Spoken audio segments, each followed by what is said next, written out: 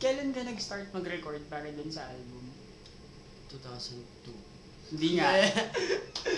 Loka lang. Noong ano lang. Last month yun, di ba? Last month. 2 months ago. So, inabot ng 2 months. Bakit ganun katagal? Di naman, mabilis lang yung sobra eh. Dahil sa schedule siguro kasi sobrang hectic. Kaya, mga recording ko sumusulpot talagang after ng, kunyari, 2 kanta, biglang next week na naman yung isa, ganyan. Kaya, tumatagal. Kasi nahihirapan sila maghanap ng time sa taping, ganun. Yes. Usually, pag mag-record ng isang kanta, gano'ng katagal ka inaabot? Mga 2 minutes na. Aba? No. Talaga? Ito ba yan? Loko lang. Mga isang kanta, mga 45 minutes, ganyan. 45 minutes per song? Yeah. Hindi, depende sa song. Pag alam ko, mabilis lang. So, dun sa mga songs na nasa album mo, ano dun yung mabilis na na-record? Ano yung medyo nahirapan ka, natagalan ka? Mabilis yung Grow Old With You, tsaka Ako'y Sa'yo. Yung matagal, Prinsesa.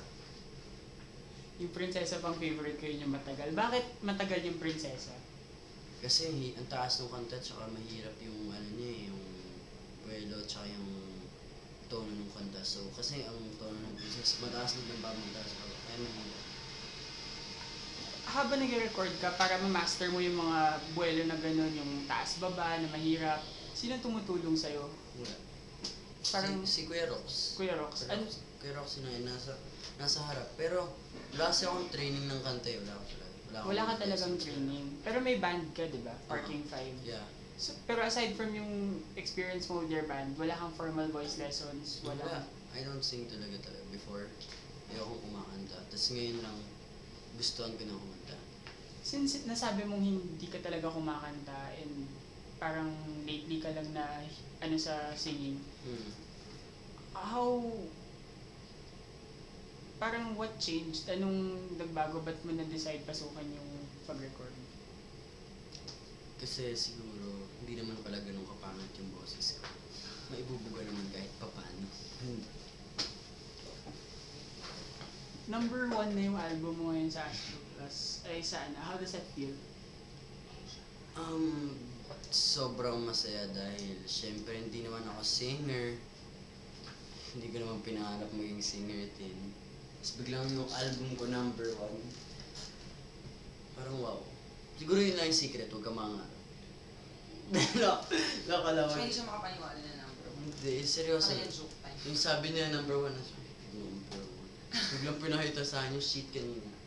Number 1. Kanina lang pinakita? Oo. Ba't ganun? Siguro parang syempre yung mga supporters din. Kahit ano na lang, basta makita lang, ay, okay na to, pwede na yan. Siguro ganyan. Pero, syempre thankful din po ako.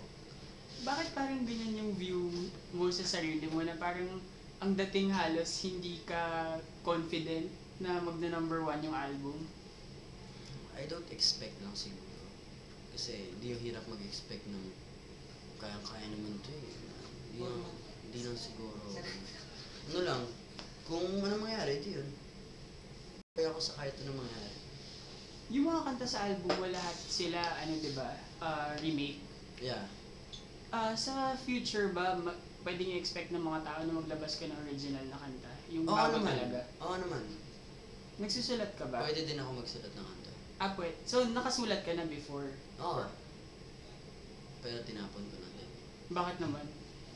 Wala lang. Kasi pag di ko gusto yung minsan, medyo may nagagawa na din ako. Pero may mga kanta din na pag alam kong pangit. Pag nagsawa na ako sa text, parang mali naman. Tapos na. Kasi pag gumagawa ko minsan na kanta, Let me nga, paano mo ba ginagawa? kunyari gabi, tapos pag natulog ako, pag di ko naalala, let's see, pangit yung kanta. Pero pag naalala ko lang, tutugin.